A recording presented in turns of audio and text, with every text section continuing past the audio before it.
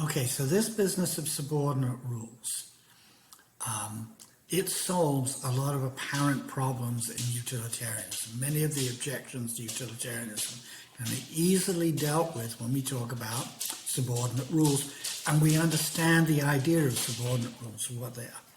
So the first thing to think is that, remember, a subordinate rule is kind of like a rule of thumb or a heuristic. It's a rule that we adopt because in most cases it will tell us the right thing to do. It's a rule that works as a general rule. So keep your promises, don't cheat, don't lie, don't steal, obey the law.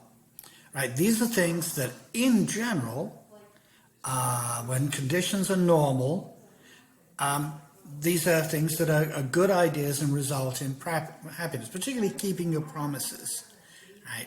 If you've got a habit of breaking promises, that's going to be bad. Right? Don't cheat. Don't cheat people in business deals. Don't steal from people, and obey the law. But there's always going to be circumstances where quite clearly keeping the promise is the wrong thing to do.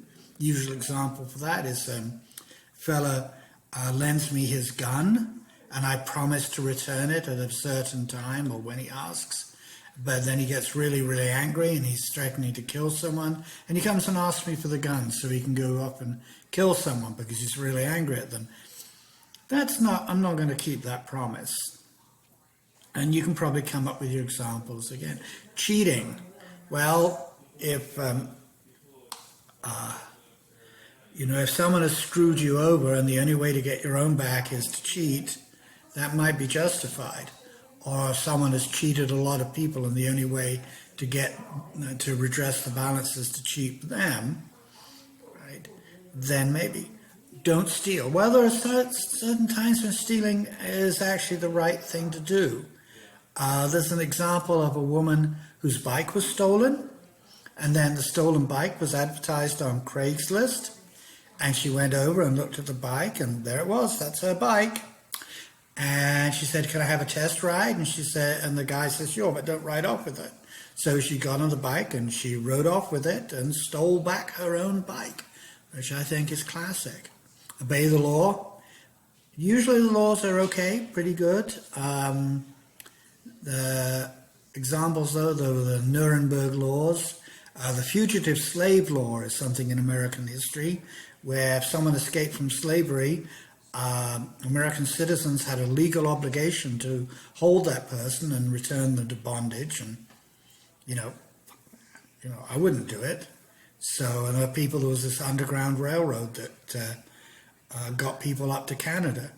So this is common sense morality. And if you pick rules that obviously make things better off overall and follow them, and we know that they work because we've had them for a long time, you increase the general happiness, and you don't have to calculate things or stuff, and it's not really demanding either, is it? Right. So that's the thing about, and you could look at utilitarianism as a practical philosophy. It's not saying do this stuff in the abstract, and here's the abstract rules that you're supposed to follow for no reason other than somebody says that they're the rules. It's like, no, think about what works. Think about what works for everybody.